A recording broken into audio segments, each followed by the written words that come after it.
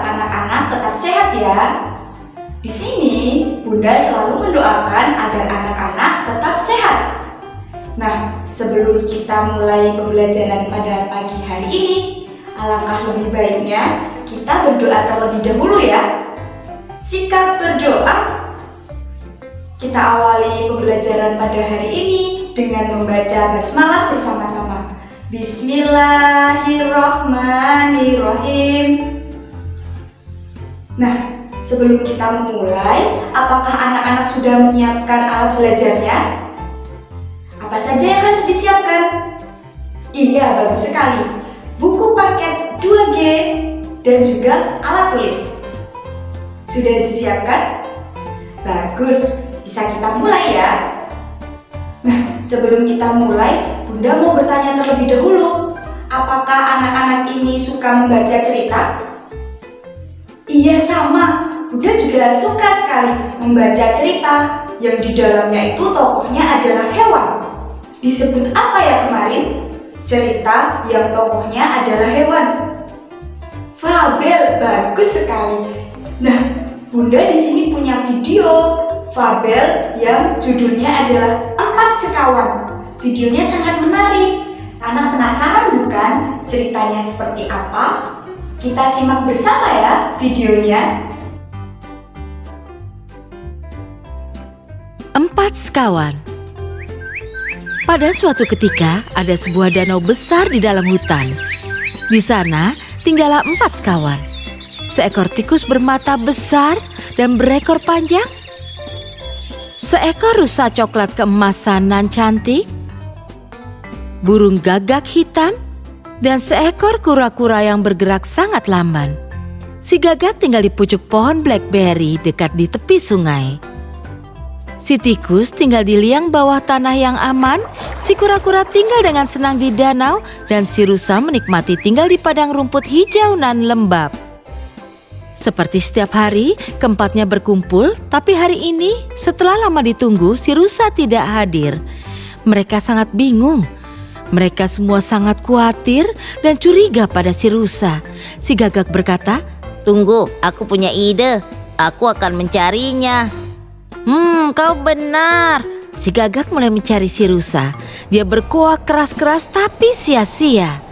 Akhirnya dengan kecewa dan nada rendah, dia kembali berkoak keras.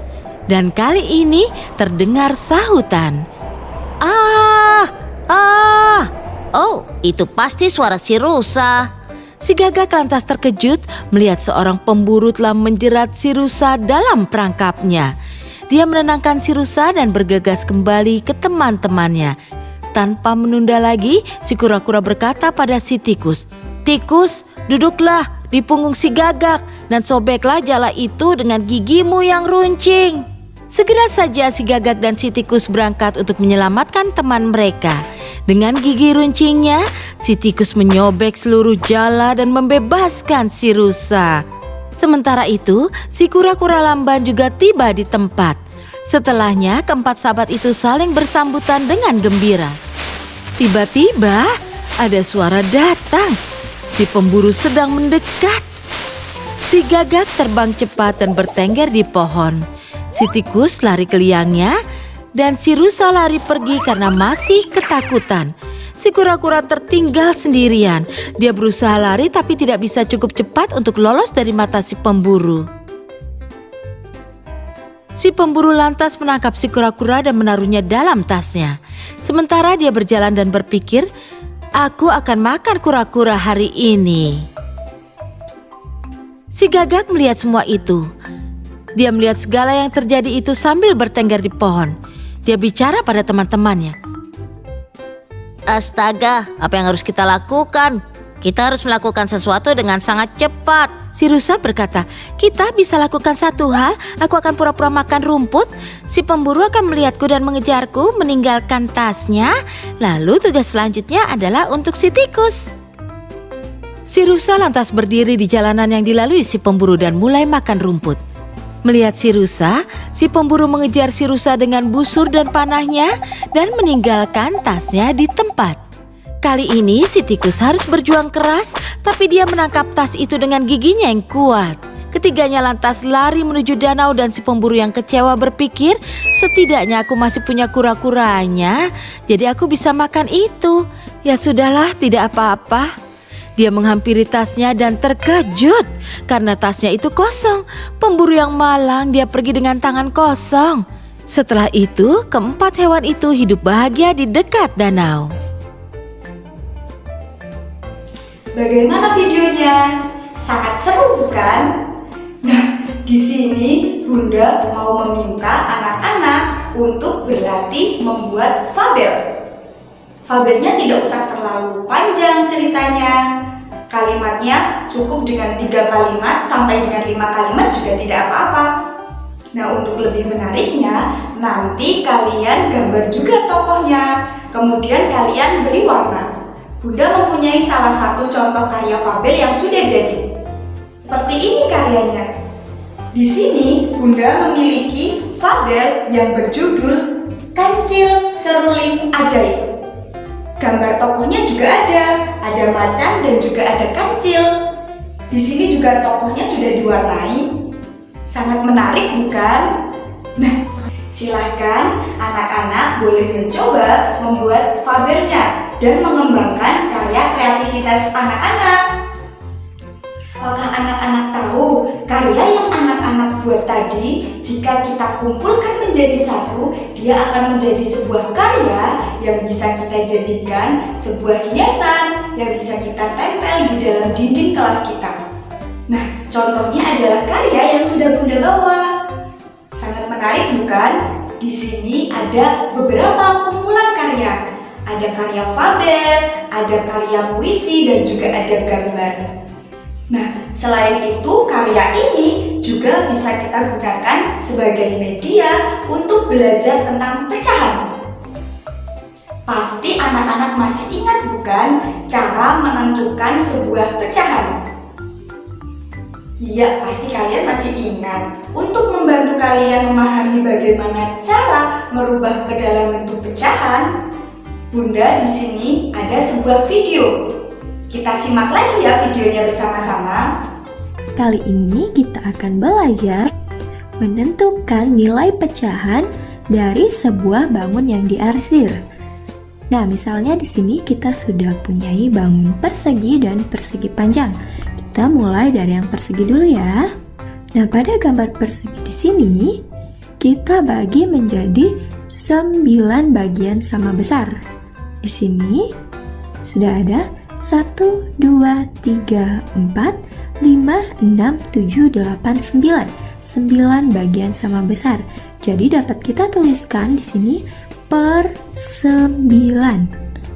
Nah, kemudian kita akan mencoba mengarsir salah satu bagian dari 9 bagian yang ada di persegi ini.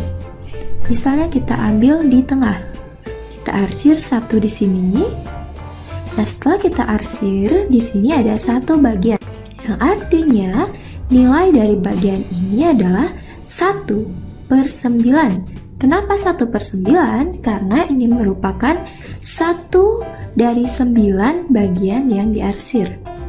Nah, sekarang kita coba mengarsir bagiannya lebih banyak lagi. Misalnya kita arsir di sini, kita tambahkan juga di sini, dan di sini. Yang artinya setiap bagian yang diarsir memiliki nilai 1/9.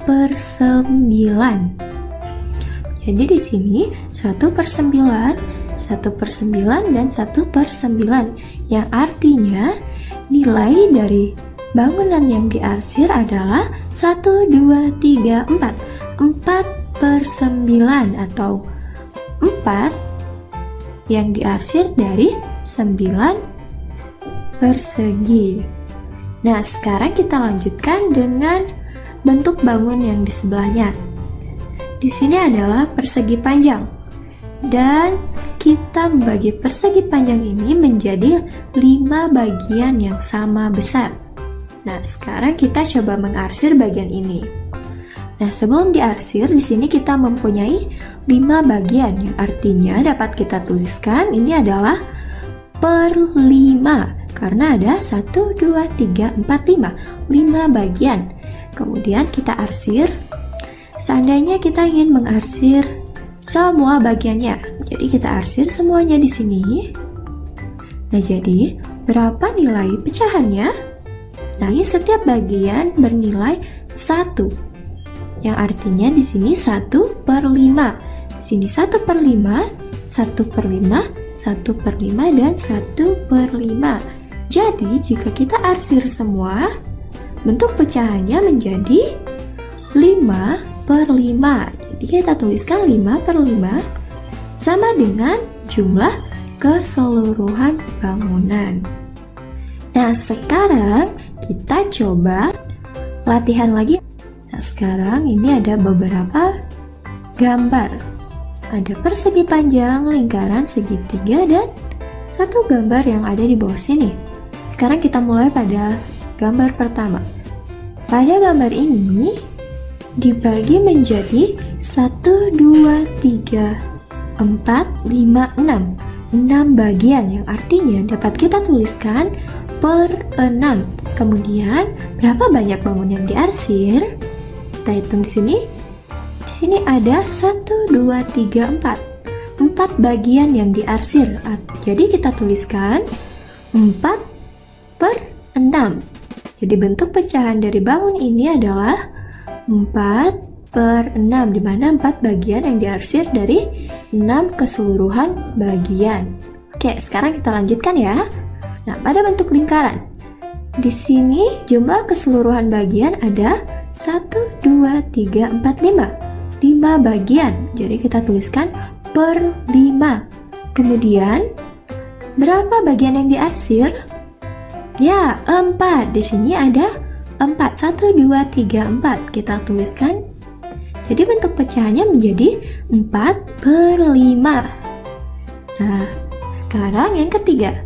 Ada bentuk segitiga dan dibagi menjadi 2 bagian. Jadi kita tuliskan 2 atau per 2 di sini.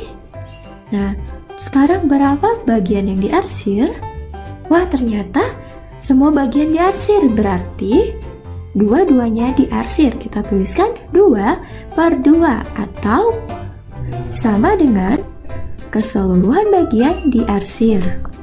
Nah, sekarang kita lanjut pada gambar terakhir. Di sini ada 1, 2, 3, 4. 4 bagian. Jadi kita tuliskan per 4.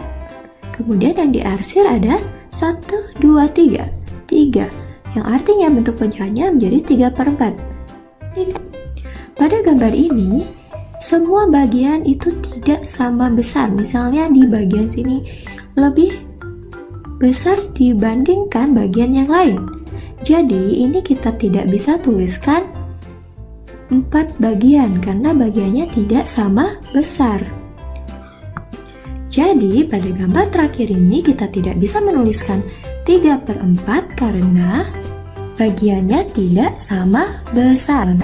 Dan skrip untuk menuliskan pecahan dalam sebuah bentuk atau bangun datar, kita lihat dulu berapa banyak bagiannya, kemudian kita lihat berapa banyak bagian yang diarsir. Dan juga jangan lupa kalau bagiannya itu harus sama besar. Bagaimana? Dengan video tadi, anak-anak jadi lebih mudah bukan memahami, merubah suatu gambar yang dibagi menjadi beberapa bagian, kemudian diubah menjadi pecahan. Nah, karya ini juga bisa kita rubah ke dalam bentuk pecahan. Ada yang tahu bagaimana caranya? Ya, kita akan mencoba merubahnya secara bersama-sama. Cara menentukannya, langkah pertama adalah kita hitung terlebih dahulu berapa jumlah karya fabelnya. Kita hitung bersama ya. Jumlah karya fabelnya ada 1, 2, 3, 4, 5, 6. Ada 6 karya. 6 karya ini kita masukkan ke dalam satu kotak.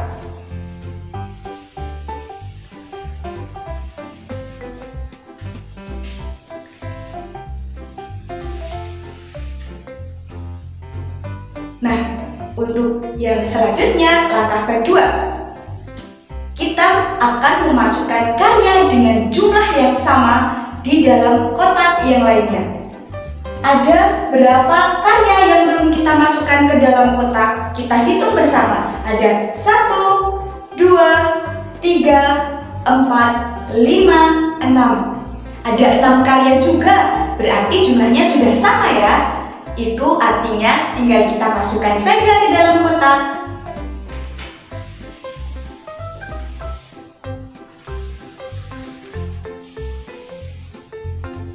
Nah, sekarang langkah yang ketiga.